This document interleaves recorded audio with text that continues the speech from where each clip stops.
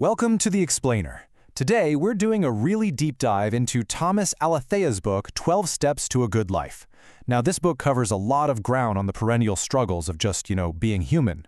But today, we are zeroing in on one absolutely fascinating and, frankly, super dangerous cognitive blind spot. It's basically a trick our own minds play on us. And honestly, understanding this, it could literally be a game changer for how you navigate life's unexpected turns. Okay, let's dive into this. Have you ever wondered why, even when the writing is completely, clearly on the wall, our brains naturally resist preparing for unprecedented emergencies? Why do we actively ignore the possibility of a disaster and instead just kind of cling to this comfortable illusion that we're in total control? Well, the author points out something really interesting.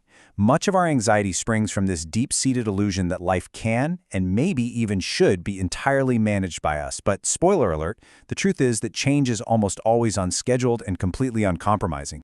I absolutely love this quote highlighted in the text. It says, "Reality is that which, when you stop believing in it, doesn't go away." That's from Philip K. Dick.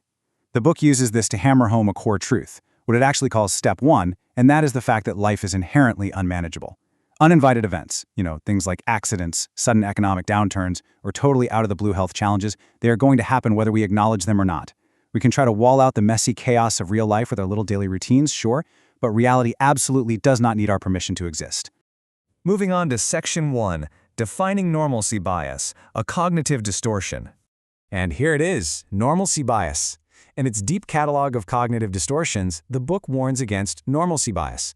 This is the dangerous human tendency to refuse to plan for or even react to a disaster simply because you have never personally experienced a disaster of that magnitude before. It's wild, right? Your mind basically tells you, well, it hasn't happened to me yet, so there's no way it's going to happen today. And that creates a fatal lack of preparation. To make this a bit more concrete, the book walks through some incredibly relatable, everyday examples. Think about it. How often do people dismiss severe storm warnings just because, the storms never actually hit our neighborhood? Or what about ignoring fire alarms? You just assume it's another drill. Or maybe downplaying a nagging health risk, thinking, yeah, I'll be fine. Or, and this is a big one, assuming the grocery store will always magically be fully stocked. I mean, we all remember the great toilet paper shortage of 2020, right? So this isn't just some abstract psychological theory. It is a daily habit that silently dictates our choices. Now we are at Section 2, How Our Minds Trick Us, Filtering Reality. Now, what's really interesting about this slide is the root cause of this bias. Because our unconscious minds desperately want to protect our comfort zones, we create this massive divide, subjective truth versus objective truth. Subjective truth is basically how you see the world. It's based on your personal feelings and that warm, cozy belief that things will just stay normal. Objective truth, on the other hand, well, that is the actual world. It's the cold, hard reality that disasters actually do occur. The author makes a brilliant point here. Pain is absolutely guaranteed whenever there's a mismatch between reality and our subjective perception of it. Which brings us to Section 3, The Danger of Denial, Facing Reality. The book lays out a really stark, almost brutal, realist concept about how change is forced upon us. It basically says there are two very painful ways this goes down.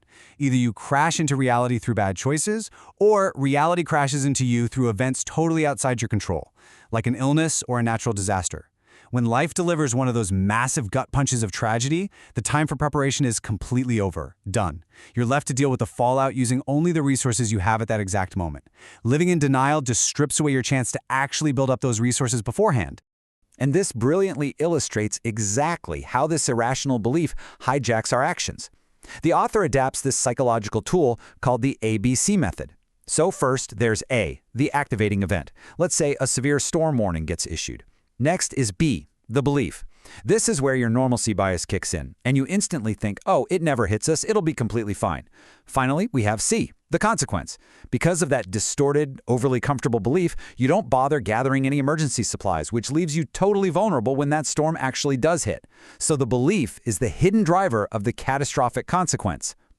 All right, let's pivot to solutions in Section 4, Preparing for the Unexpected, Actionable Framework. So how do we fix this? The author provides a set of concrete, practical steps to overcome normalcy bias.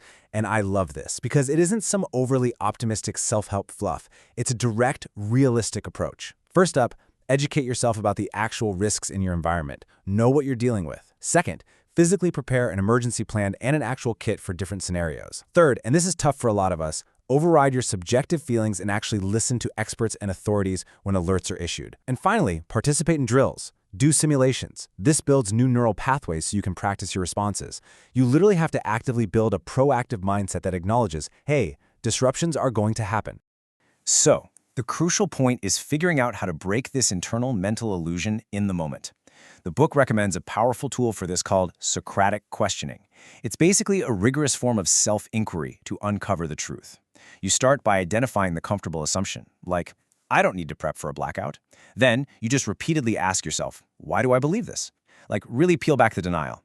Because the power never goes out. Okay, why do I think it will never go out? Well, actually, scratch that. It hasn't gone out yet. By peeling back those layers, you expose the normalcy bias for what it is. You arrive at the root objective truth, and then you can adjust your behavior to match reality. That is how you build true resilience. Which brings us to a really profound final thought to wrap this up.